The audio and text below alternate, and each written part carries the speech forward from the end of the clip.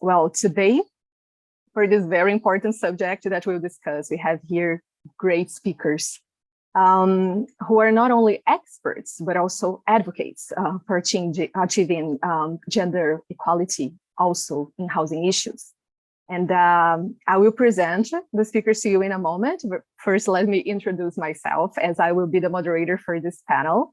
My name is Ana Carolina Gomez. I work at Habitat for Humanity International, and we are a housing NGO dedicated to ensuring that everyone has access to safe, adequate, affordable housing. And I am the outreach coordinator for our regional office in Europe and the Middle East.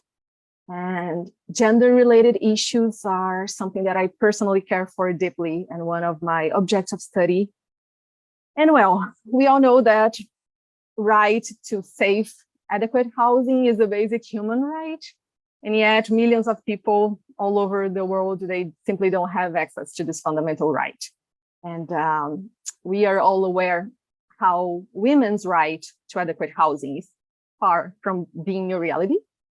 And actually, the numbers show us that disparities are increasing globally, actually. And I believe this is a result from many complex processes that we as humankind face both globally and regionally. And we are talking about from climate disasters to wars to political decisions, but always data show us that women suffer more whenever the scenario is. And of course, we know for a fact that the lack of housing and shelter affects all genders, all ages, all groups of people. But data shows us that there is a great disparity in the social and economic position of women. And the lack of housing and shelter comes mainly from low income. It comes from poverty. And women are more globally exposed to poverty, to unpaid work.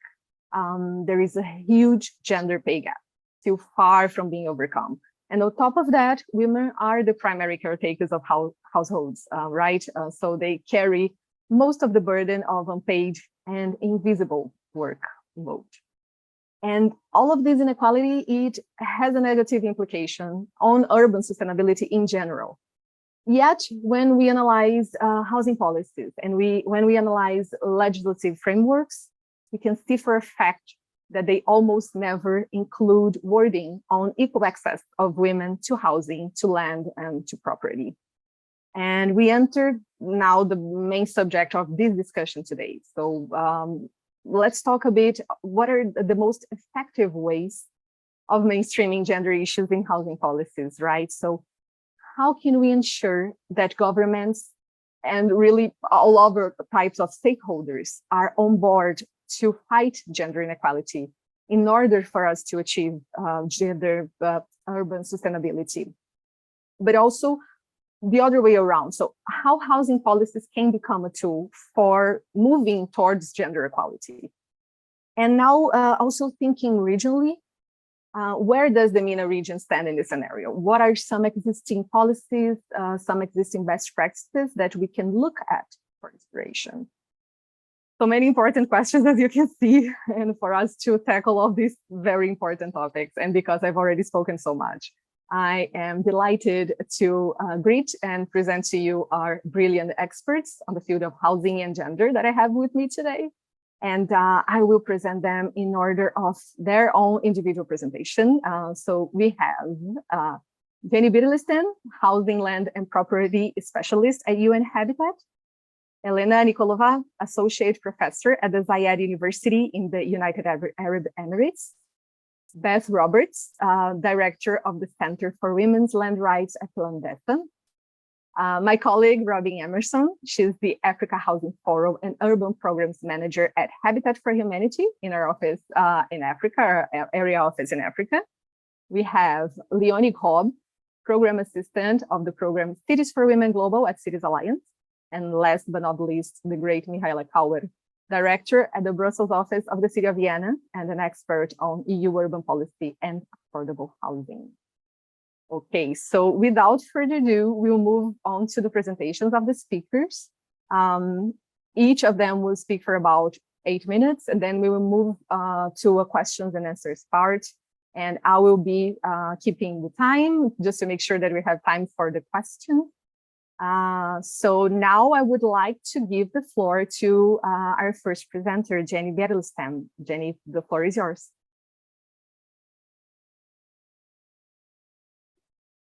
Hi, Anna, thank you so much. And thank you for this opportunity. I hope you can hear me and see me well. So yes, without further ado, I'm going to dig right into what we, as based on my experience and based on UN Habitat programs, especially in the MENA region, where we see that some of the main challenges are in mainstreaming gender in housing policies and programs. So, I mean, of course, I'm focusing on I don't know if you can see the presentation, if Anna has that. No, but you are welcome to share your screen. Otherwise, if you would need the operator to share, we can also do for you, but I think it'll be easier for you to share yours. Okay, hold on 2 seconds. Sorry about that. I thought it was coming from the operator. 2 seconds.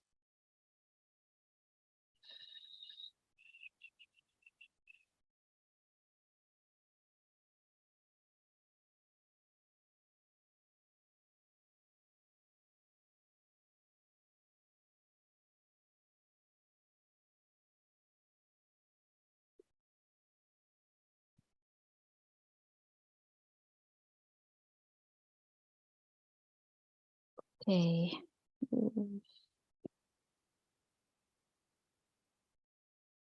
It says host disabled participant screen sharing.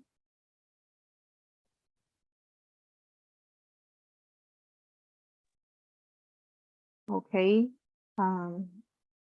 Operator, could you please help us? Jenny needs to share her screen, or she needs her presentation shared for her.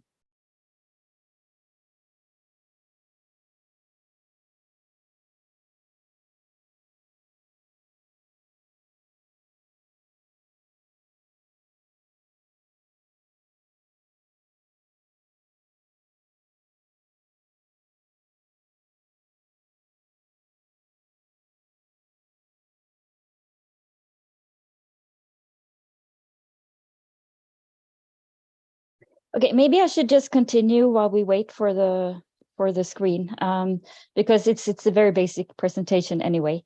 So I'm focusing on the three main challenges in gender, mainstream gender in housing policies and programs. And the first being discriminatory legislation and practices related to housing rights and tenure security. The second is the lack of accurate data, which is a big problem when programming and when planning for housing policies. And the last one is the lack of engagement in local politics by women and for women. So what we experienced a lot quite in the MENA region, I know every country has different challenges, different contexts, but there are also a lot of similarities when it comes to discriminatory legislation, for example, where women are discriminating against from obtaining loans or purchasing or renting housing. We also have a problem with undocumented persons that are not eligible to apply for loans. In Lebanon and Syria, we have the nationality laws that prevent women from giving their children the nationality unless the father and the husband of the woman is from that country, meaning that a lot of even Lebanese women in Lebanon, if they're married to a foreigner, they can't give their child the Lebanese nationality, which affects inheritance in the long run. And in Syria, we have seen the big problem with a lot of loss of male, the heads of households. So women are now heads of households. And this raised a lot of challenges.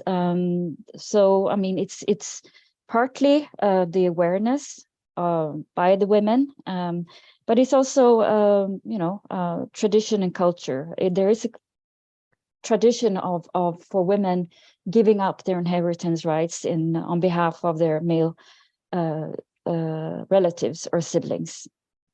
Often women's access to housing is only through inheritance or marriage. And then, tradition makes them give up their, inheritance on the presumption that they will be taken care of. And this is not only women; it's also something we see for the LGBTIQ plus communities. That is one of the biggest problems they have is that they are discriminated against when it comes to housing policies, and they can't stay with their families for reasons of being, abused or kicked out of their houses. As I said in the beginning, one of the other main problems is when it comes to housing policies, it's a lack of adequate data. And all policies must be supported by accurate data in order to be based on the actual needs of the heads of household or economic and social standards. So often the statistics are not there. They are not clear.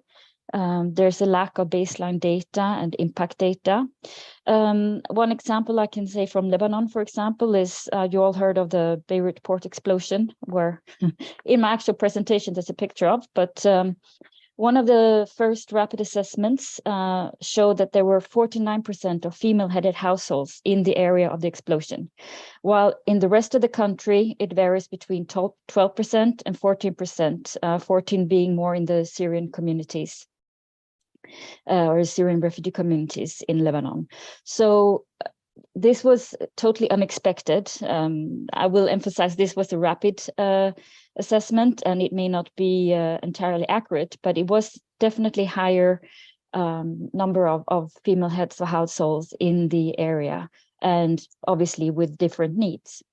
We also have a very low participation of women in local politics. In Lebanon, there's over 1,000 municipalities, where we have, I think, less than 5 female mayors or women in municipal councils. In Tunisia, I've spoken to UN Habitat colleagues working there. They have a change in the electoral law where it was amended, where the women had a quota. But the experience was that many female politicians had very little knowledge of urban planning processes and their own roles in planning for housing, and therefore could not address the needs of women in their political constitutions. So moving on a bit onto what ways we think could address these issues. I'm still not able to share my presentation, so let me know if there's any changes. Sorry about that. But so what we look at, there are ways of fighting the discriminatory legislation and practices. Advocacy and strategic litigation are really important tools when it comes to this. And it's, of course, really closely connected to increasing women's political participation and empowerment. So, we can advocate against the technical use of laws, discriminatory laws. So, for example, change of nationality laws or change laws against statelessness, and advocate for the often existing national inheritance laws that actually give women their rights. So also when it comes to tenure security, make sure that all members of the family, or at least the husband and wife, are included in the tenure agreements. This can be set as a requirement. I know that UN Habitat in Afghanistan, I was not involved with this, but when they did social housing, they really encouraged for both spouses to be in on the tenure agreement, and really emphasize that this is a win-win. When women have tenure security, they tend to feel more safe, and there will leads to economic empowerment and development as well. And if it's also not only housing but land, the way people agricultural lands or use their lands will be different from when they don't have tenure security. And then, of course, we need, I think, evidence-based policy and programming. And there is a lack of data, but we can always try to work together with other entities to collect this data. UN Habitat has worked with academic institutions. We have worked with FAO and other local institutions. In Lebanon, UNICEF and UN Habitat work closely to develop Lebanon neighborhood profiles, so focusing on 28 of the most vulnerable neighborhoods in Lebanon, and really collecting the data specifically through these neighborhoods. And the results have been very interesting. You can look at the link, which was also in the presentation, what I don't have, but it's the Lebanon neighborhood profiles. And we can really extract a lot of information there and really look at what are the needs from the most vulnerable communities. And they are, from all parts of Lebanon, whether it's Muslim or Christian communities, whether it's refugees, where there's a lot of migrant workers. We're looking to what are the needs and what are the perceptions in that particular area. So it's sometimes it is really complicated to get this data, but we might have to go the extra mile to really get the perfect picture, or at least as good picture as we can. So another thing that I think we should advocate for when it comes to housing policies, it's to provide basic access to justice, to help to solve housing, land, and property issues. Legal assistance and representation to women, and especially most vulnerable or marginalized groups. So support them by obtaining stable documentation or claim heritage, marriage, support with divorce processes. So it could really be legal assistance by legal information and awareness, but it can also be representation, and also advocacy and strategic litigation is something that we've seen in the past can help. And finally, when it comes to the more women's political participation, we really should try to empower women to engage in local politics and educate and raise their knowledge about political processes, and link these processes with housing. So housing is not isolated, it's always related to health, education, waste management, energy, and safe public spaces. So when it comes to the whole planning, it's really important that we have women engaging in this. Our executive director usually says that when you plan a city for women, then you're planning for everyone, because women tend to also be more inclusive in their planning. And when they are active, then it gets more inclusive. So what we can do there is to, of course, support local government in local level planning and service delivery, and build capacity and try to influence policy and practice. So I'll stop there, and looking forward to hear the rest from you, unless there are questions. Thank you. Thank you so much, Jenny. It was great hearing from you. I'm so sorry you could not share your screen. Hopefully the next speakers will be able, but if you allow us, we will share the presentations after this through the website of the MENA Housing Forum for everyone who's interested no problems, learning more. And one of the interesting aspects of what you just mentioned actually links up with the next presentation very well, which is on the importance of data. So I will give the floor now to Elena Nikolova to talk a bit more about this. Okay, great. I'm actually able to share. So let me know if you can see my screen. Okay, perfect.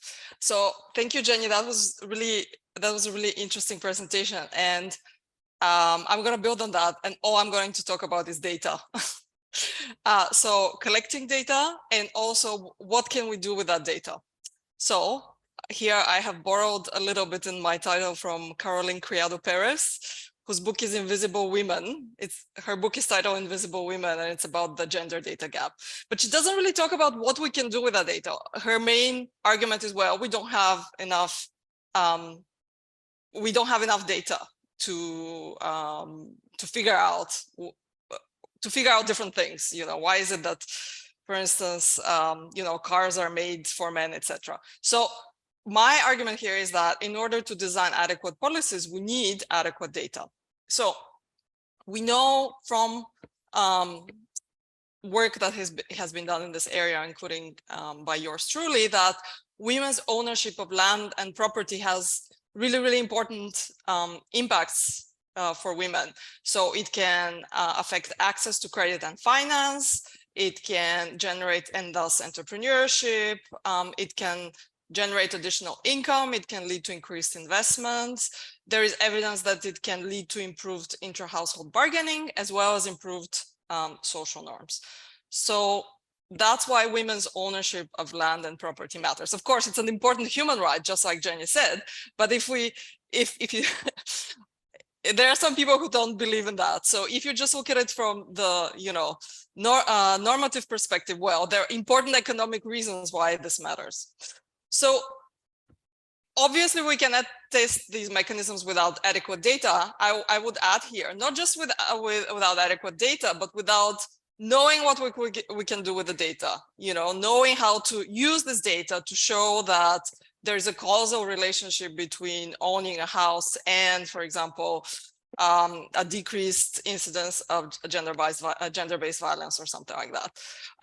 So there is an IFPRI study on the relationship between women's land and property ownership and empowerment from 2017, and it lists a bunch of things that are wrong with what we currently with the current data. So just a few things. The current data fails to account for the complexity of land rights regimes. That also goes back to Jenny's presentation.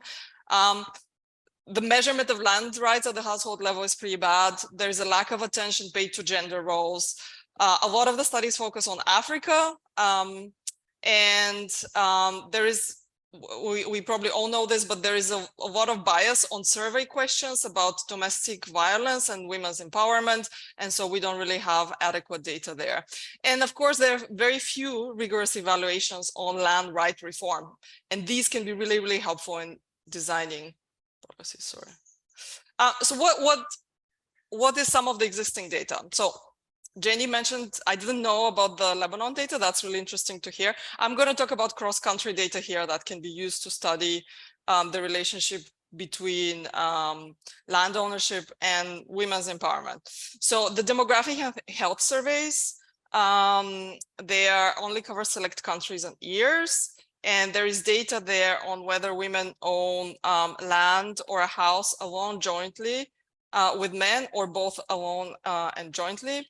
There's also the Women, Business and the Law at the World Bank, but that just gives us a database on women's legal rights regarding land and property ownership. There is the OECD CG index. If you've looked at that, you will notice that for a lot of countries, land and house ownership for women is empty. So there's no data. There's the Arab Barometer, which has attitudes towards women's inheritance. So it asks both men and women, what do you think about women having the same inheritance rights as men? Surprisingly, many people disagree with that statement, that women should have the same right as men. And then there are some countries that are not covered at all. So this is just publicly available cross-country data that can be used. What kind of data can we collect? We keep talking about how there's no data. Well, what do we need? We need to, as Jenny said, and I totally agree with this, we need to weave in the data into the project design, into the policy design, and collect data at the project and policy level, and not just sit on it, but share it with people, with academics, so that they can use it. Other ideas here, so we could look at court cases in different MENA countries where women challenge land allocation or inheritance decisions. These are a bit expensive, but we could conduct randomized control trials or RCT evaluations of housing reforms on female empowerment, looking at, and we could design these RCTs you know, thinking of the different mechanisms of different aspects of female empowerment. Of course, it's difficult to randomly give some women land ownership and others not, but perhaps with some creativity, this can be done. There's also administrative data. There are different censuses in different countries, and the access to these data is easier in some countries than in others.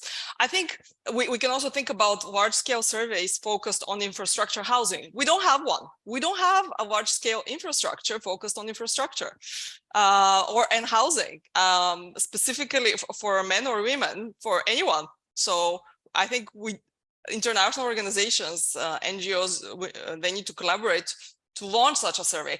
And I think my second to last bullet point is very, very important, that I think we need to encourage collaboration between researchers, government agencies, and international organizations. So government agencies and international organizations can provide the data, and researchers can use the data, can figure out what to do with the data, and can figure out how to causally disentangle these different mechanisms.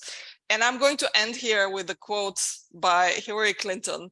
So you probably all know this, but I thought it was kind of nice.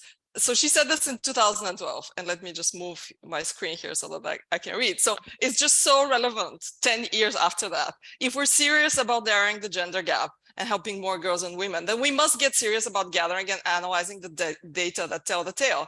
So we already know that investing in women delivers returns for entire societies. Again, we already heard that from the first presenter, but we are missing critical information to guide our investments better. And since women make half of the population, that's having a black hole at the center of our data-driven universe. So I will just add here one more time. We need the data, but we also need the people, and we need the collaboration to be able to make use of that data appropriately. So I will stop here. Thank you so much, Elena. Such an inspiring presentation. I cannot emphasize, together with you and everyone here, how important it is for us to have this transparency, to have this information, because that's, and I really hope that we can go back to it a bit during the questions and answers part for you to dwell a bit more. But now let's move on to our next presentation, and I will invite Beth Roberts from Odessa to share with us a bit more about the campaign that, well, it's very interesting, and I think we all know very well the Stand for Her Land campaign, and I will invite Beth to discuss a bit about it.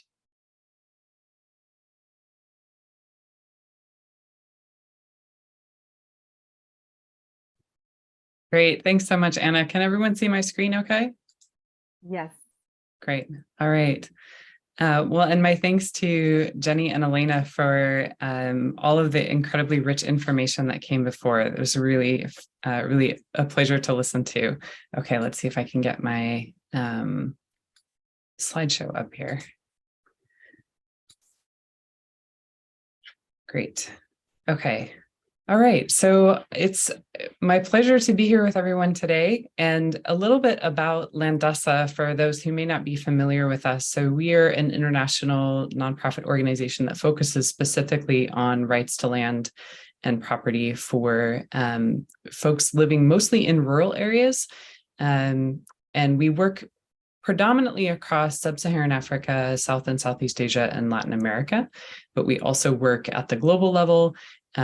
We work on the SDGs, on human rights, and on climate change, and we work in partnership with Habitat for Humanity and in partnership on the Stand for Her Land campaign, which is a global campaign focused on women's land tenure specifically that Anna just mentioned. So I'll talk a little bit more about that. And as Anna mentioned in her introduction to me, I direct our work on women's land rights. So I'm part of our team that works on gender equality and social inclusion across our work. So I wanted to focus a little bit today on gender equal tenure as a foundation for inclusive housing, and to talk a little bit about tenure as infrastructure. So Jenny's already touched on this, and Elena's already touched on this a little bit. And so Jenny was talking about tenure as as a piece of what ensures that housing is secure.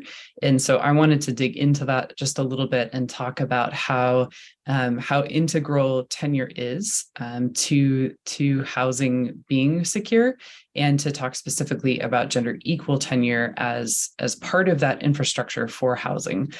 So we think about housing as a whole, the parts of it being needed in terms of materials, in terms of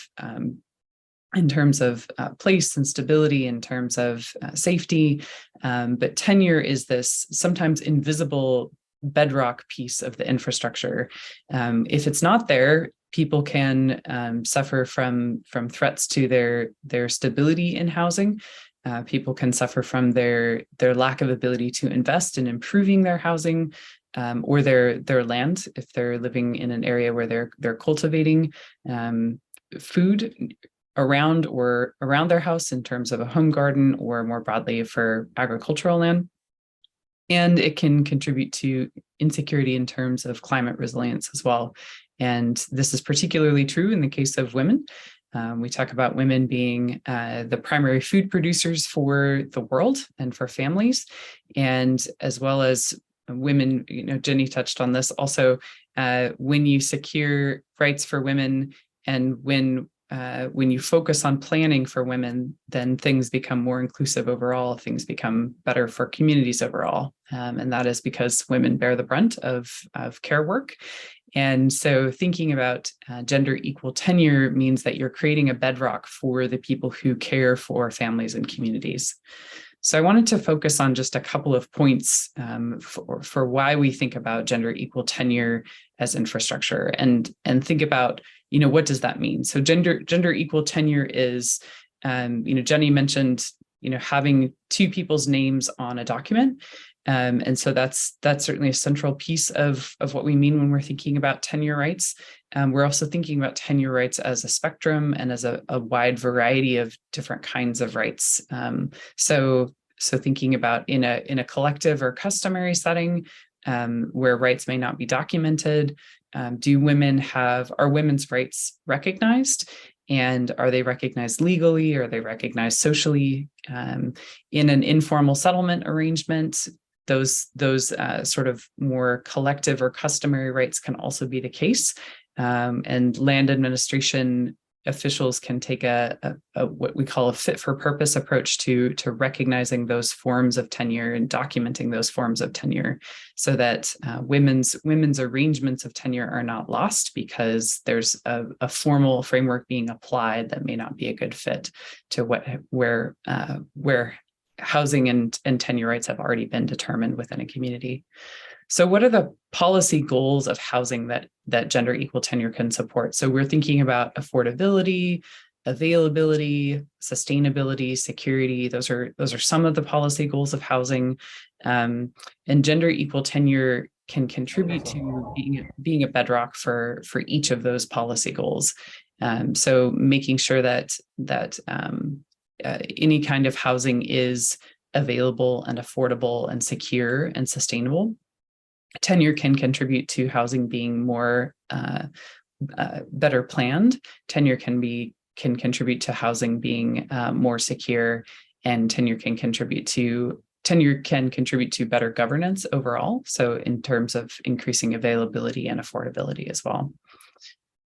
In terms of climate change, I already mentioned this a little bit. So when folks lack tenure security, their resilience to climate change decreases. When folks do have tenure security, and this includes in informal settlements, but also in rural and peri-urban areas, their ability to adapt to be resilient to the impacts of climate change increases, and also their ability to mitigate climate change increases. So we have evidence that with tenure security, the ability for folks to invest in property in ways that increases soil health, that increases the range of crops, increases afforestation or reforestation.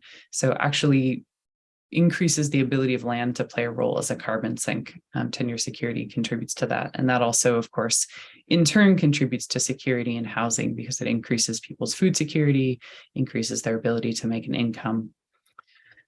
In terms of integrated land use planning, so gender equal tenure contributes to the ability for people to stay in place.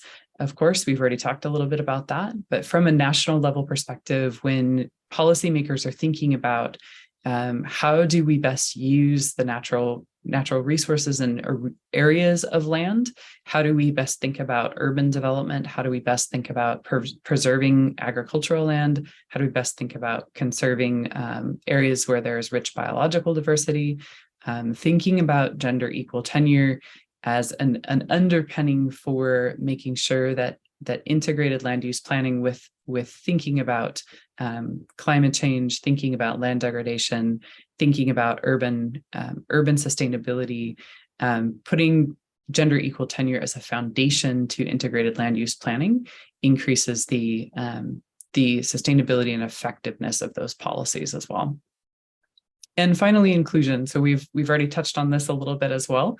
But gender equal tenure is a foundation for other forms of inclusion as well. So when we think about inclusion of Indigenous peoples, we think about inclusion of people with disabilities, think about inclusion of youth, and other marginalized identities that need to be encompassed when we're thinking about a gender equal and social inclusion approach.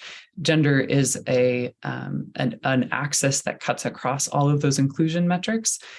So thinking through how do we incorporate gender equal tenure rights into housing policy is one way to ensure that we're also thinking about, or can be one way to also ensure that we're thinking about other axes of marginalization and that we're following the commitment of the Sustainable Development Goals to leave no one behind. So I'm going to talk just a little bit about the Stand for Her Land campaign as an approach for secure housing and for equitable housing. So the Stand for Her Land campaign I mentioned earlier is a global advocacy campaign focused on women's rights to land and housing and property. And it is, Landesa is working in partnership with Habitat for Humanity, as well as 5 other global organizations, including Rights and Resources Initiative, GLTN and UN Habitat, the Wairau Commission, the International Land Coalition, and the World Bank.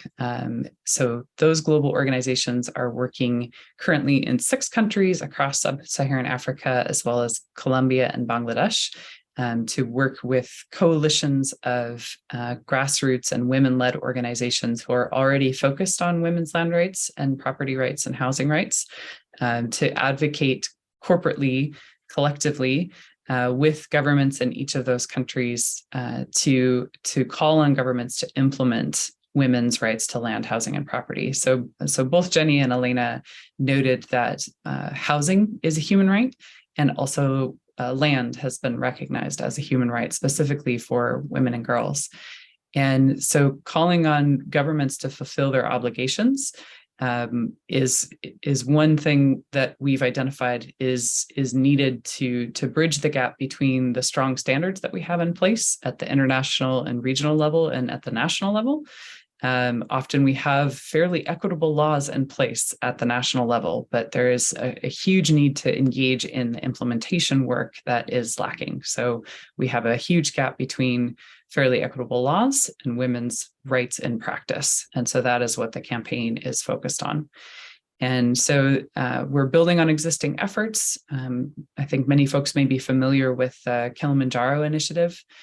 So in our work through the campaign in Senegal, Uganda, Ethiopia, and Tanzania, we are working with the Kilimanjaro initiative, as well as other initiatives that are focused on particularly elevating the voices of grassroots and Indigenous actors that have been working on women's land and housing rights for many decades in some cases. This campaign focuses across the urban to rural continuum. So again, noting that tenure and that people are not static. People move from rural areas to urban areas, sometimes even seasonally, and particularly for women, having access to housing, having access to secure tenure no matter where they are, is fundamental to their human rights, to food, to safety, to physical safety, and to an adequate standard of living. This campaign is grassroots to global, so it's focused again on elevating the voices of women who have been advocating for these rights for decades, but also focused on advocating at the national level for governments to fulfill those obligations and advocating for specific policy actions. So where can we identify what it would take to implement laws that are in place, and what would it take to shift laws like the citizenship laws that were mentioned earlier that are still limiting women's rights to land, housing, and property. And then at the global level, how does housing and property connect to issues like climate change, to issues like gender equality more broadly? So we do advocate at forums like the COP, we were just there in Egypt, as well as CSW and other venues as well. And linked to global partners. So I mentioned Landasa's partnership with Habitat, as well as the other members of the campaign. So we see this as one mechanism to drive the movement for housing and property rights globally. And just wanted to share this with you today as a hopeful approach to really building on the momentum that is there and calling on governments to act. And I already mentioned linked to global issues and forgot I had that bullet point. So I will leave it there and wrap up. Thank you so much. Thank you so much, Beth. Such an interesting presentation, and I especially liked when you showed in a very clear manner how gender equal tenure can really be a bedrock, but in so many different layers that are often not so visible, and that we cannot often make the connections from a community level to a higher policy level. And I really hope that we can go back to discussing it a bit more in the next part. And now I would like to give the word to my colleague, Robin Emerson, for her individual presentation. Okay, great. Thank you, Ana Carolina. And thank you all colleagues. I think it's been a great build on from presentation to presentation.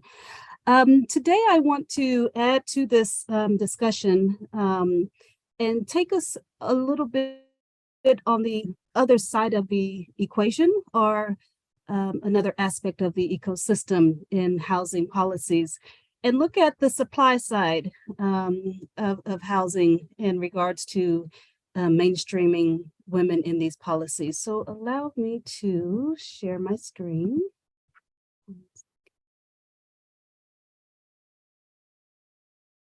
You can see my screen. Okay, great. Thank you. Okay. So I want to look and see, as we talk about, as we are empowering women, that this is an inclusive aspect of solving the housing challenge. And yesterday, one of the presenters captured the housing challenge in these ways. And so I'm going to talk about how in each of these various aspects can we empower women, or are there opportunities for greater empowerment if we're talking about this housing challenge. And so they mentioned of the affordability, geographical targeting, type of tenure, supply and or demand, interaction, implementation partners, and tools for fit. And something that came up as I was a group of women that I do work with, one of the quotes she iterated is, "We will not sit back anymore. We will work and we will move forward." And basically she was saying that this is her country also, and I am here to build it and have my hands on the participation of that.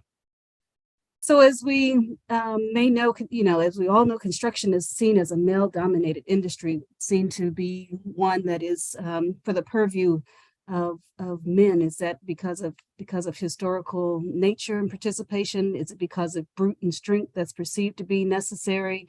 Is it because of socialization to what boys should do or participate in, and what girls shouldn't do as they grow up? Are there the perceptions about the aptitude in STEM subjects that are often the drivers in these professional careers in the built environment? I do live and work in Kenya, and I'm the president of an organization there of women in the built environment. And we do some studies, and one of them will come out and share here. What are those perceptions that we need to think about when we talk about the other side of this housing equation and we look at the supply side? So some of the barriers that some of this research that showed is the social norms and those perceptions. Labor intenseness. Does it discourage women from gaining these such related skills? Lack of support network and role models. When women look out into that sector and maybe even have a consideration of going there, when they see a low number of women that are in this sector, does it send a message that this is not one that is for women to get in and participate? Labor market conditions, what are those conditions? Do they alienate women from participating and working productively in this sector? And lack of education. So some of these barriers are addressed by a model that I'm going to share about here in a moment. So going back to those different aspects that were shared. So affordability, there's a project. So what I'm going to do is share a case study for each of those housing policies to show what I've seen or participated in, or some research that has been done. And in terms of affordability, and we talk about the mainstreaming of women, there's an organization called BuildX that was doing the research in regards to, is there an aspect, a gender lens aspect in design that could make a difference in regards to either affordability, safety, availability for gender? Does design make a difference? And so what are those impacts that we could be bringing into design? And why am I bringing this up is because one of the things that we have found over the several of the years is who's designing makes a difference. The lens through which the design, there are some aspects about design that we have found makes a difference. So their researchers, I think they're wrapping up. And so unfortunately, I don't have the outcomes on that. I know that they have had to alter their approach, though, as they are using this live pilot of a home pilot. They have had to alter their approach as they've taken that to market. And so when we talk about affordability, when we talk about access, does design make a difference? And who's designing is a question just asking here. Geographical targeting. Is it, and this is closely linked to the affordability and the design, but is it, are we thinking about where women are located, where they need to access? I think somebody spoke a minute ago about the Beirut bombing. I'd be curious to know, why would it have been such a high number of women around that area? What about that area had it be that way? And so how do we look at that? And so are there some aspects of a city or a space that's designed that takes into the account of the user as through the lens, again, of the women and children and that utilize those spaces? And so one tool that we have used severely, and our colleague here on the panel, maybe, and others, we have utilized Her City, which has allowed us, again, to bring into the practitioners, working with the government, working with professionals, to utilize the tool of really thinking about how are we designing and utilizing and creating spaces that are for the girls in terms of safety, in terms of access to basic needs and basic services. What is that perspective that might be unique that we can be thinking about when we're incorporating and think about housing policies? Type of tenure, I won't go into much about this. I think enough has been said on here. Habitat for Humanity is glad to be a partner with Landessa and the Stand for Her land campaign. And we just launched, I think in Ethiopia, we just launched another campaign there on that in Ethiopia. And this again is critical for all the reasons that my colleague mentioned. But I wanted to delve a little bit more in terms of the supply and our demand. And both of them are equally important. But what I find is often doesn't come out as much on the supply side. So I want to speak a little bit more. As we know, construction is one of the fastest growing sectors all over, and definitely in Africa in regards to its fast and rapid development. But I want to share a little bit about a Kenyan case story, although I am sharing some numbers here in regards to some other African countries. But 3% of the workforce in Kenya are women, a little bit higher in some other places, a little bit lower in others. But what does this mean, or what does this represent? Well, there's an unmet need of skilled workers in Kenya, about 2 million. And so when we talk about the housing and what it means, not only for me to own it, not only for me to live in it, as several have spoken about, but that also means there's an opportunity for income generating that could also have those benefits of a home, that a person working skilled labor can also increase their capacity to have a solid living and outside of poverty. And this is a contribution and participation in the drive of that. So the other one is interaction. How are people interacting? Where is that interaction coming from? Sorry, going a little bit. When we talk about this interaction in Kenya, there is engineers, 7% of the engineers in Kenya, all of them, that's all in Kenya. 17% of quantity surveyors, 11% of architects in Kenya. But this actually is an increase. We've been tracking this data for 7 years, where 7 years ago we were in the 2, 3, 4%. And over the years, because we have this interaction, we have the Architectural Association of Kenya, in over its 60 years of existence, had its first female president. And then immediately after that, they elected their second president. So implementation partners, there are several organizations of women, professionals, artisans who are coming together and saying they want to participate in the development and the growth.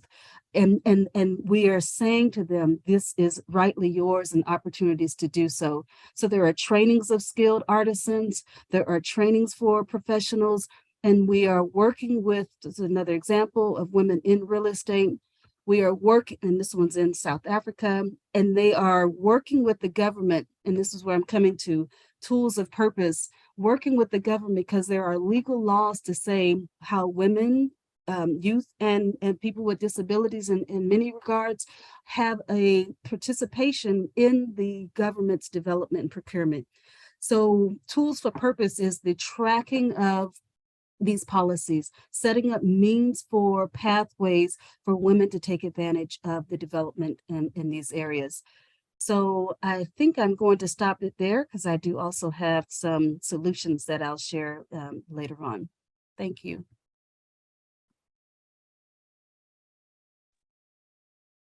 Thank you so much, Robin. And thank you for bringing so many examples of the various elements of women and how we relate to the built environment. And I hope that we can have some minutes to discuss about this also later. But let's jump into the presentation from our colleague Leonie Krom from Cities Alliance. Thanks. Leonie. Yeah, I'll quickly try and share my screen. Let's see. Is this working? Great. I might also give a very quick just introduction to Cities Alliance, since I'm not sure who of you is aware of us. So I'm working with Cities Alliance, and it's specifically in its program Cities for Women. And at Cities for Women, we are really supporting municipalities to develop cities that provide really equal access to the opportunities and resources of a city, no matter a person's gender identity, ethnicity, social class, or, well, physical ability. And we're doing this through, let's say, 3 different approaches. On the one hand, really gender-specific programming, so programs on the ground, but also mainstreaming gender across Cities Alliance in all our operations, and also in our in our other programs, be it resilience, migration, infrastructure programs, but also, of course, through global advocacy and really trying to influence the global debate on gender-sensitive cities. Exactly. And in our work, really, we have the participatory approach to us is also really key. I think we've touched upon it already a bit. This quote, I think Shani has mentioned it earlier, by Jane Jacob, because we're just also just really following this idea that when cities are being created and designed by everybody, then they actually have the capability of providing something for everybody. And I think throughout history, we can see already a little bit, and there's various examples how really feminist agendas and feminist ideas, but also participatory solutions have sort of already influenced architecture and planning and design. And I would like just to showcase a few examples today, focusing a bit on the domestic space and the public space, leaving out a bit the cityscape. I think maybe Michaela is going to address this a bit later on. But to just see what has already, how feminism, how feminist agendas, how a gender perspective can actually change also cities and the domestic space. I think, the domestic space is really, let's say, key to understanding gender equality, considering that it's really the space where women are traditionally reflected the most. So considering this, a gender revolution actually has to go through the domestic space and has to go through housing. And it's also, housing in the domestic space is also a very powerful and symbolic form, since it really fosters also the values within families often and how well they should relate to the public. So I guess clearly housing, our domestic space and housing has been subject to discussion, also feminist reflections in the past. I'm just starting here with this very small an example from quite a while ago. This basically is the community of the Béguinage. This is actually here in Brussels. I don't know who ever knows Brussels as the neighborhood of St. Catherine, and it's an example from the 13th century. And the Béguinage communities existed mostly in Northern Europe, and there were communities of women really living together, starting to being like really owning also the land together where they were living on, working together, and sharing the services, and almost sort of living self-sufficiently, and also having their own assemblies where they really decided on everything related to the community, also so this sort of participatory decision making. So we can say that the Béguinage really were sort of like a cities with were basically cities within cities, sort of led by women. And then here, a completely different context, but also very much related to the domestic space. It's a picture of the Pakistan Chula by Pakistani architect Yasmin Lari. Lari addressed the issue that, in many low-income Pakistani households, women are actually, cooking indoors on open fire, on the floor, which leading to a lot of respiratory infections, contaminated food. So she really then designed these stoves on an elevated podiums. Also, women are nicely decorating those stoves with tiles, coloring them. And this chula really makes cooking not only cleaner and safer, but also sort of more communal, and setting like the women of the community also more in the public sight. And it's actually a very cheap intervention to make, but with an immense impact.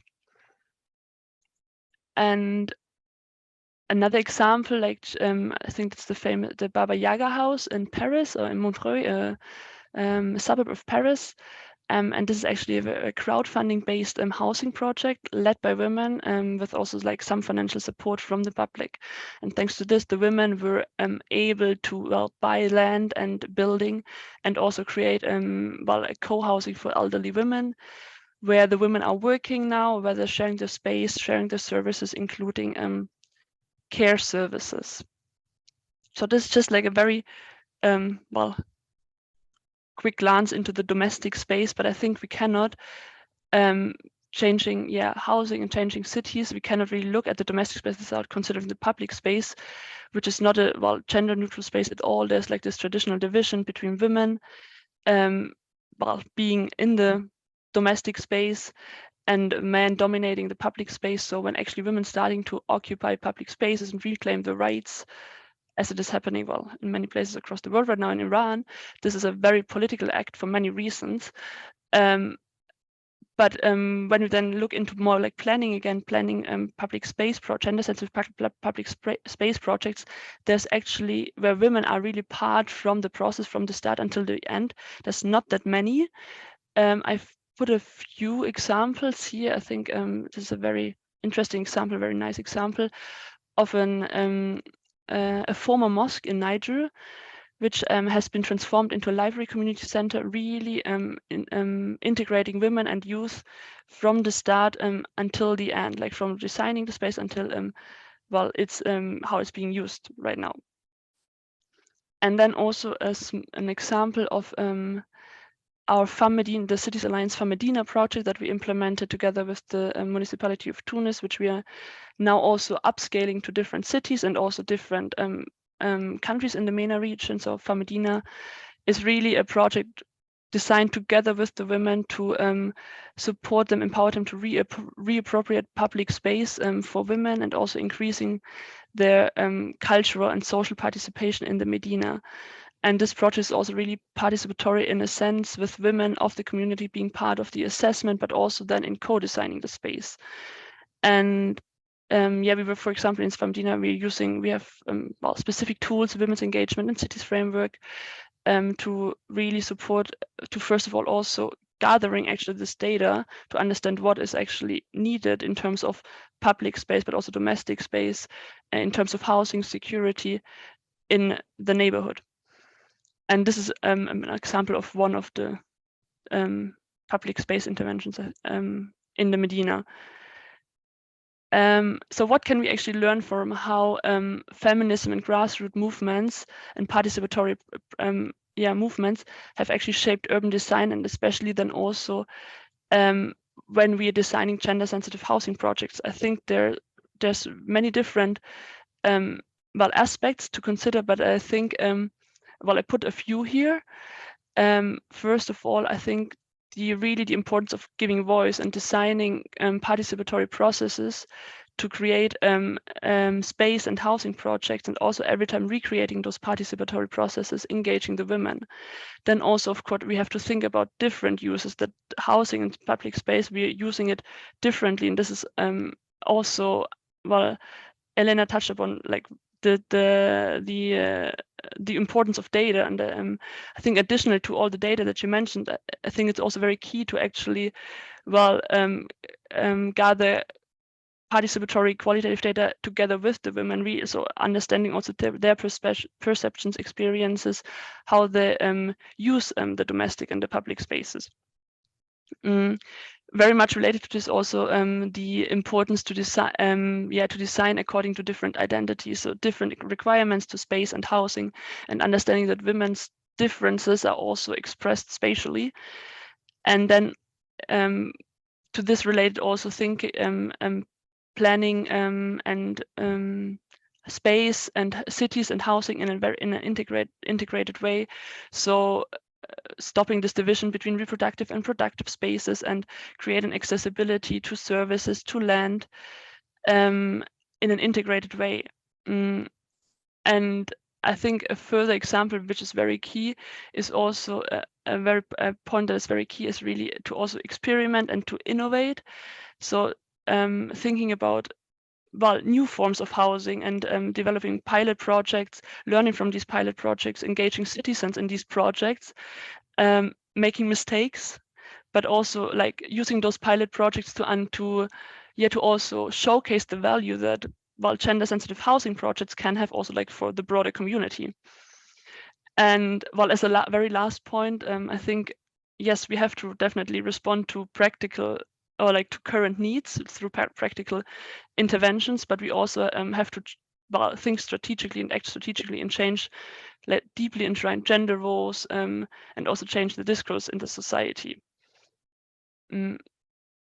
I think, well, we're trying at, I think these points, considering them in public space projects and housing projects and city planning projects, can be very valuable. We're trying to, at Cities Alliance, integrating these across all our projects and programs in different sectors. So in order to really create cities that are better planned for women, and then also, well, by extensions for everyone, like we're doing this, for example, through women-led climate adaptation solutions, inclusive public space designs, but also then I think it was I think Jenny who raised the point of like the lack of political leadership and the lack of formal spaces. So really also leadership training and capacity building, but also supporting municipalities in more, let's say, well, administrative tasks like through gender sensitive budgeting, monitoring housing projects in a, well, gender sensitive based on the different impacts they might have on gender.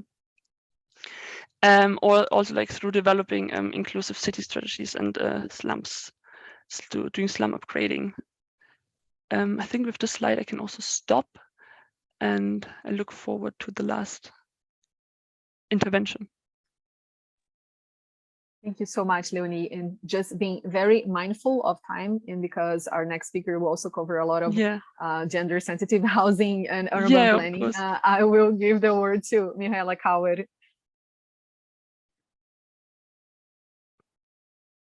Hello, can you hear me? Yes. Great, and it's really a challenge after all these bright and inspiring interventions to talk now. But I think that I will pick up a few of the elements that I've heard of now, and I will share my presentation. Hopefully this works now. Wait.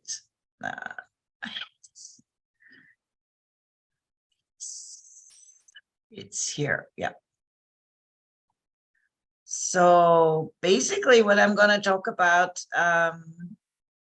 is the idea of the gender equal city. I mean, this is like summing up everything that has been said before and sharing with you the Vienna example, the Vienna case, if I may say so. Because we have quite a long history of gender sensitive urban development and housing policies. In the meantime, we started quite a while ago, 30 years ago, and I was part of that because I was then a young, much younger employee working for the city council responsible for housing. And that was an interesting experience. And maybe that will also ask a few of the questions about political leadership that have been raised.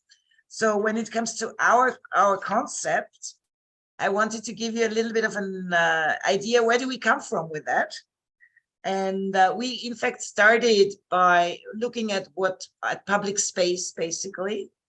I will talk a little bit about the housing projects that we did later on, Frauenwerkstatt 1 and 2, and the empowerment of women in urban planning and construction. In fact, something that has as well been raised by Robin already.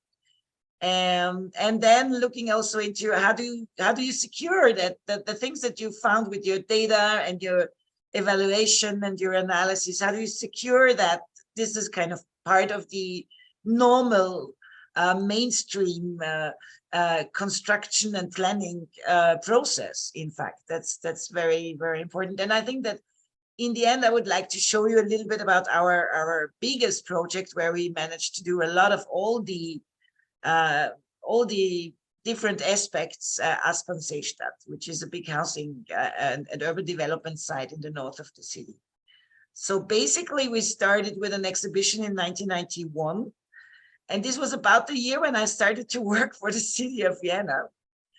And at that time, we were looking at to whom public space belongs. And that at that time, it was a very provocative, in fact, study and analysis, because in the end, many of the colleagues, the male colleagues, I must say, were not really, they were a little bit afraid, I think, about what we found out. And this asked us, well, should we paint all the asphalt in pink? And is that the gender sensitivity that you want in public space? And of course, that was not the case. But what I know and what I'm convinced of, it was really successful what we did in the past 30 years, because we had a lot of strong female and feminist politicians, and we were supported by solidary men. And I think that was one of the success elements in that. Our policy, our feminist policy, our gender equality policy was obviously targeting all fields of urban life. And we were questioning male perspectives on planning, mobility, and housing a lot. As we know, it has been said, it's the invisible women. It's the one we were always talking about, those in the shadow that are not seen. But really looking at social roles, life phases, cultural and social backgrounds, specific needs in different life phases. Clearly, then it leads you to see that women have a paid and an unpaid role in life very often, that leads to different mobility patterns, and therefore also to different usability, I would say, needs when it comes to cities. So what we did, in fact, as one of the starting points, was looking at public space, as I told you, and we were looking at gender equal parks in a more detailed way. In 97, we conducted a survey on the specific interests of girls, because what we saw, and I think this is something that we all will have observed at one point or another, in parks especially, you're going to go around and see, where are the girls? Where are the girls? And the girls are somewhere in the corner. They are watching their smaller brothers and sisters. They are not, conquering space. They are not, and parks are also very often designed for male-dominated sports,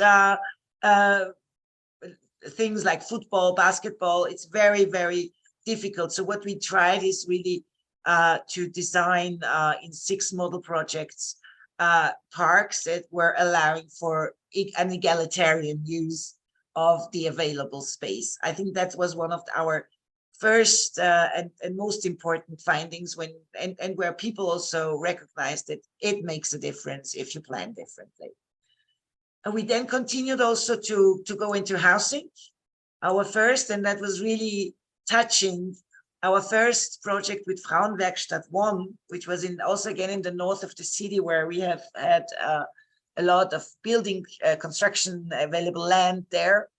It was the first time we had only architects, female architects, designing and planning. And we had, I'm sure that many of you know it, she passed away clearly a few years ago already, Grete Schütte-Lihotzky. She was the one who has designed the Frankfurt kitchen, the first kitchen that was designed especially for the needs of the working women, trying to make their life easier. And she was like the honorary president of the jury to assess the proposals for that project. And today we are happy, because this Frauenwerkstatt is really something where we have created a lot of good things for everybody there, but clearly it helps women more, as long as they are responsible for all the unpaid work in the side of the families. So building social spaces with a great variety of open spaces, creating what we always call the social eyes, giving people the feeling of safety and security, adapting the flats, or creating the possibility to adapt flats for different phases of lives, egalitarian distribution of space inside the flat. So it's not the big bedroom for the parents and the small bedrooms for the kids. It's egalitarian and participatory in design, by design. So secondary rooms, the laundry room, the drying room, where do you put your all the bicycles, all these so-called secondary rooms, we took them as primary issues, because they make a lot of difference in the usability of buildings. So this was an element that was important to us as well. For us, it was also clear, and that has been said already, to empower women to go into urban development planning, architecture, and construction. So one of the key words here is also participation. I think allowing and being aware of your gender biases all the time when you discuss urban development projects, housing projects. It's important to be aware of that and to create space for women to take a word and to have a say, because in very often it will not be the loud and it will be the loud and I would say also strong voices that are heard, and that's not always the women voices, as we know. So doing gender in the housing is for us, it has become like a quality criterion to assess is it a good project or not. And in that respect, we always look at the common facilities, the safety aspects, and the green areas, which should be usable for everybody. One aspect is also looking at, are there women in the juries? Are there women applying for the projects when we do big development projects? At the moment, we have like 15,000 flats under construction in Vienna. We are a city that never stops building, not even in the highest times of the global financial crisis or even in the pandemic. We continued to build, and we are really still on track with our social and affordable housing model, which is also in itself already something that helps women, of course, when we talk about housing. Important, it has been said, how do you do that with your staff? What we created is a manual. How do you do gender mainstreaming? It's targeting different levels of the planning process. It's looking at all the different user groups and their needs. It has key criteria for gender sensitive quality. In the meantime, it's an accepted, excellent methodical practice. And it includes all the guidelines that we had developed earlier already in the gender sensitive park and playground design. So it's available online and unfortunately only in German, but still I think it's something that the young architects and planners that start working for the city, it's something they need to do before they even get their hands on the project. And to close, Aspern-Seestadt, this is one of our biggest development sites in the past years. It's there for 20,000 people and 15,000 jobs have been created there. In fact, it's an old how do you call it? It's an old airport, very old one. So it was completely changed. The first thing that we put there were the metro. And then we had also a permanent video camera so people could follow really what was going on the construction site. And what we did there again, if very interested, one of them, what I like most of it is looking at who is visible in public space. Also from that perspective, all the streets are named after women. There's one exception, but that's Nelson Mandela, so I can accept it. And there's a Nelson Mandela Square in Aspern-Seestadt, but all the other streets are named after women, because we also saw that in the tradition in our cities is also that even the names of our streets are of men. And this is something that is also an aspect that we are working on a lot, as many other cities, by the way, across Europe. So Seestadt is now having it's having a polycentric structure. It allows for what we now call 15-minute city concepts. It allows for mixed use. It has a very good supply of social infrastructure and retail. There is a wide range of housing types, flats typologies and tenures that has been mentioned also before. So it's really allowing for social mix, something that we also value very highly in Vienna since many, many years.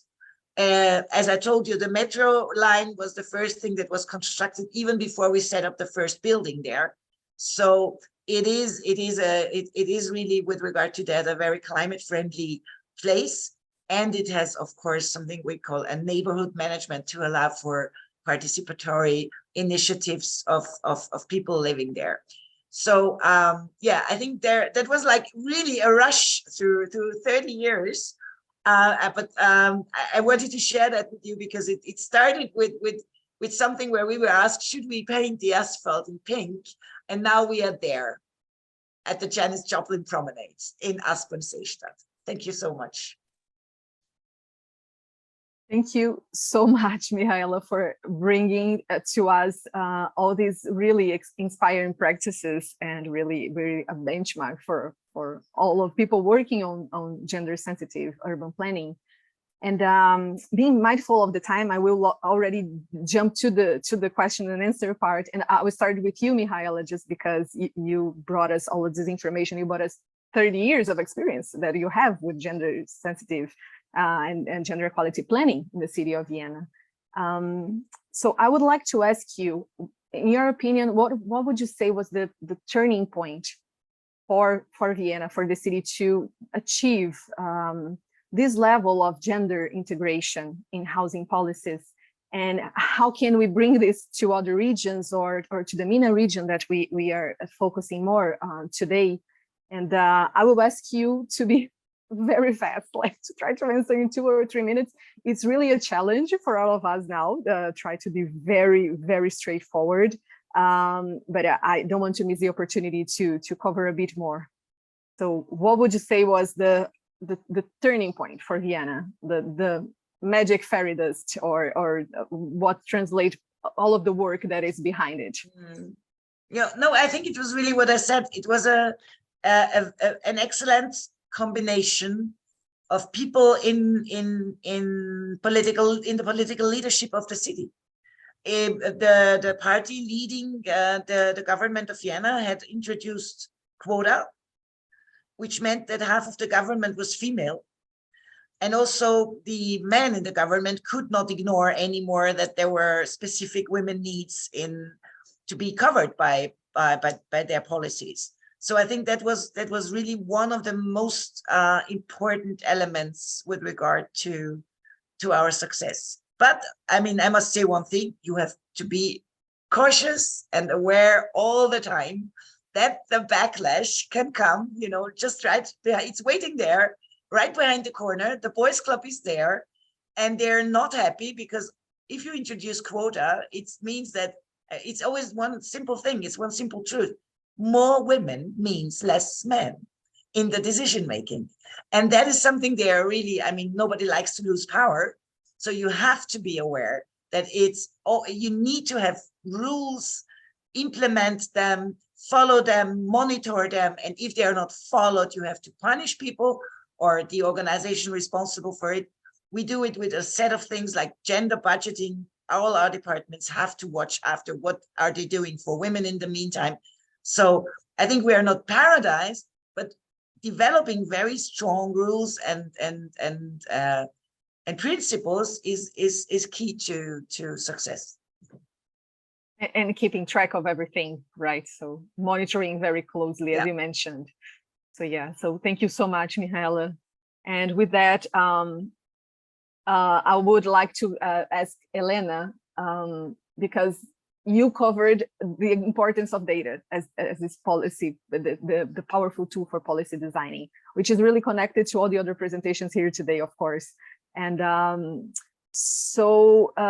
you tell us, in your opinion, why is it so important that this data, this gender-related data in housing policies and interventions, why it is so important that it becomes transparent and available to wide audiences, publicly available to everyone? I think, thank you very much, Anna, for that question. I think it's just so important because otherwise we won't be able to do anything. So with all the work that I've done for different organizations, they have kept that analysis and that work to themselves. We academics, we keep the data and the analysis to ourselves until we publish a paper, and that can take a long time. So everyone is just keeping everything to themselves without sharing and without collaborating. And I think that's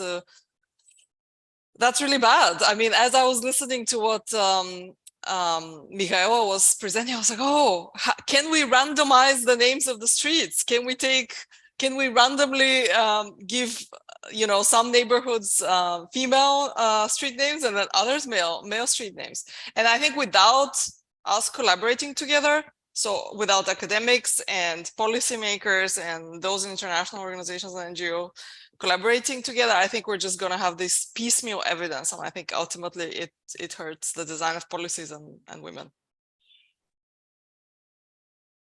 Thank you so much, Elena. And we are being super fast, and I'm proud of us because we really have to be mindful of the time. But I would like to call Leonie to ask a question which is related to the MENA region. So Leonie, when in your presentation, you showed us many examples of how public space and the domestic space can be thought and designed to better reflect the needs of women in the region. So how can we bring these processes and these experiences to the MENA region, in your opinion? Yeah, I think, well, I think maybe an example to really focus on right now is really this idea of collaborative housing. I think we all touched upon this, that there's hardly any social housing in the MENA region, and also like little alternatives to the private housing market actually existing. And I think, Jenny, you also mentioned those discriminatory legislations that exist in many of the countries, and also, well, then especially then considering the lack of necessary capital to actually purchase an apartment or qualify for actually mortgage, especially for young people. So I think affordable collaborative housing could actually help to fill this gap, maybe keeping always in mind what also Beth was saying, to not like kind of take this obligation of providing social housing from the national governments, like, or kind of replacing, but more like as a complementary action. And I think collaborative housing can actually take, well, really different forms, from community land trust models, co-housing, different forms of self-organized housing, residence cooperatives, or even experimental work-life communities. So there might be even, like, sometimes they might even have a more valid response than rather rigid, maybe sometimes rigid social housing approaches. And I think especially in the MENA region, we then have to also like consider, well, the cultural specifications and emerging gender roles. And then collaborative housing can actually offer affordable housing alternatives for enlarged families, single mothers, divorced women, young professionals, the elderly, all sharing the cost of land, certain services, maybe childcare, elderly care, and also spaces. So, and then very key, I would say, and this is then always when designing actually those housing typologies, really also using co-designing tools, as have been, I think, touched upon the last hour and a half, to really accommodate the different needs, and also, well, be flexible, as for example the example of Frauenwerkstatt, I think is it's a very key example for this. And maybe some just like 4 actions to really promote collaborative housing in the MENA region. Really the need to create maybe women's community groups of interest, to really engage the women in the community and identify, well, share resources, information, identify the needs, and then co-design the process. But then I think what also would be very important is to learn really from other contexts, like maybe Southeast Europe or Latin America, to really maybe also create a platform to overcome bottlenecks, or where maybe like the knowledge or the capacities are not yet there, to really just create a sort of exchange and cross-learning. Key, I would say, would also be like to really involve public authorities, like they should be supporting women-led collaborative housing initiatives, maybe through co-funding, through providing land, through enabling legislation. So really they should also be part of the process from the beginning. And then I think what would be really empowering is also to like just would be really key is really just to empower also like the women to be heard, and really maybe, yeah, through, for example, the creation of a fund really dedicated to pioneering women-led co-housing. So really engaging international aid support, but also private support, like actors who aim at strengthening institutionally, but also financially, women-led co-housing in the MENA region. I think that, well, 4 action points, quickly summarized. Thank you so much, Leonie. Still focusing on the MENA region, I would like to ask Jenny, because you presented very concrete challenges for women in the MENA region. And you also started talking about a few recommendations on multiple fronts, from tenure security to political participation, and a bit of what Leonie just mentioned just now. So I'd like to go back to that and ask you to dwell a bit more on how we can better engage women in housing policies? Thank you. Well, I think really, I mean, most of it's been covered already, but I think it's really to try to engage women from the get-go when you do planning of programs, whether we do it in our sector when we plan housing programs to meet the needs, but also from the beginning with political participation, and really try to build the capacity. So, I mean, a lot of women already don't want to engage in politics because of tradition and because of culture, and they're discouraged from it, but also because they think they don't know how, and they think they don't have the knowledge or the capacity. Well, obviously, as we have heard from colleagues, I mean, women know what they need much better, of course, when it comes to housing, when it comes to planning parks and kitchens and everything. So really try to engage them at an early stage. And so really, like I said in the beginning, go the extra mile, talk to, do consultations, but also build capacity, I think is really the main recommendations. And then, of course, everything else that's linked to it. I mean, when you gather data, you can advocate for the existing facts. I mean, what Elena said, there's a lot of data gathered, but we also don't share it, which is super important. We should be better at using it, because it's a very strong weapon, I think, when you talk about policies and programming. And really try to, let's say, advocate on the positive points that come with women's tenure security, like that said. I mean, there's a whole, there's a lot of things that, it's when you have the data and we have the impact you can show, it's really a win-win situation.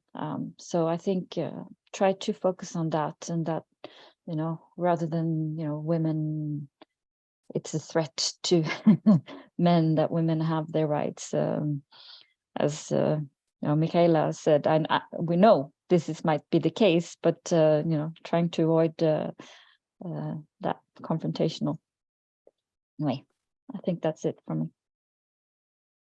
Thank you so much, Jenny. And more approaching the end of our fire round here of questions. I'd like to link this up to Beth's talk, Beth, because you were talking about the importance of gender equal tenure, and how we can be a bedrock, as you mentioned, for policy goals, for fighting climate change, for achieving urban sustainability, and so on. So now I would like to ask you about scaling this. So in your opinion, what is necessary, what it takes to achieve solutions at scale? Sure, thanks, Anna. I think it takes a huge investment, really, and in women at the grassroots level. I think each of us has touched on that, about how much it takes for women themselves in communities to be engaged in shaping the future of urban planning, of housing, of tenure, to have women themselves be the ones who are leading. And that requires investment in community organizing, in connecting women to policymakers, in connecting women to the arenas where their voices can be heard. And so I think that's one answer I would give. I think that we can all recognize the need for greater investment in gender equality. There is inadequate investment in gender equality generally. And I think then the other thing I would say would be just a recognition of where we are in terms of challenging patriarchy. I think there's a little bit of a mixed message sometimes, where there's so much work on gender equality, and I think that we'd like to think that we're farther along than we are.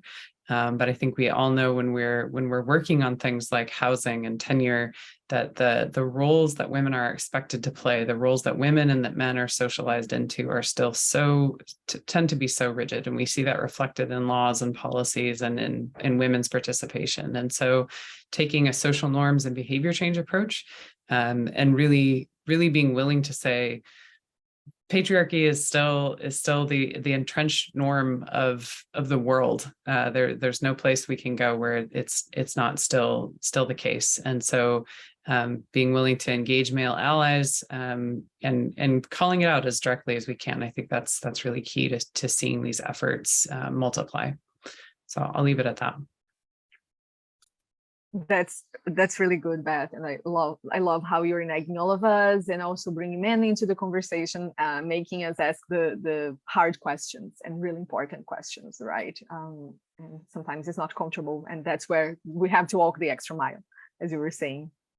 Thank you so much. And well, we are about to wrap up because we need to in terms of time. So I would give the final question to Robin.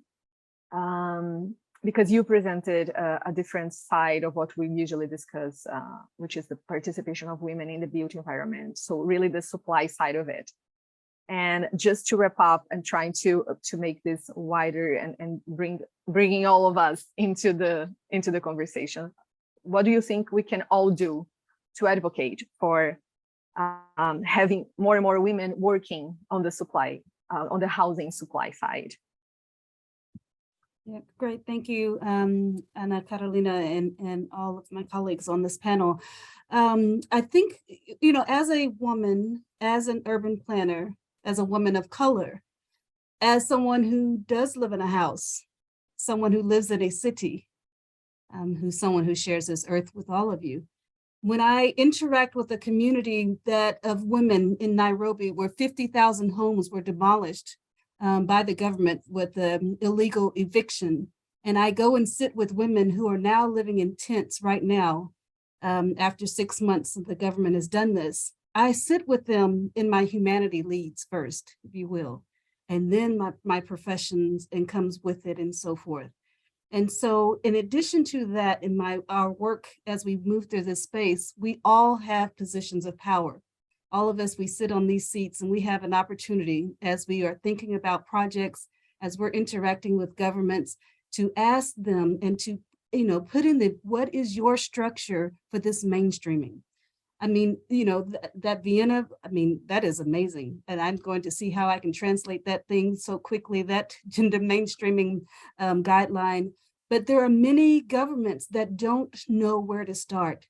There are many development projects that see this as something that is unnecessary, something that obstructs their progress. And it's all of us to use our power, if it's conversations, if it's contracts that we're working with people, to influence bringing that into the discussion and saying, we need to see some minimums. We need to see some progress. And for me, that is one of the things that I think that we all can do. We have an opportunity to do that, in addition to continue to do the great work that we're doing. Thank you. Well, with that very, very inspiring answer, I think we can close this panel. And I would like to thank you so much. Thank you, our great speakers. Thank you for being here, for sharing your thoughts with us. Thank you for everyone listening, people through the Huba platform. Thanks to our translators. All of this has been translated to Arabic for the audience in the MENA region. And thank you for our operators. And thank you, everyone. Thank you. And hope to talk to you soon. Thank you. Bye. Thank you. Thank you. Bye-bye. Thank you so much. Goodbye, everyone. Thank you. Bye. Bye.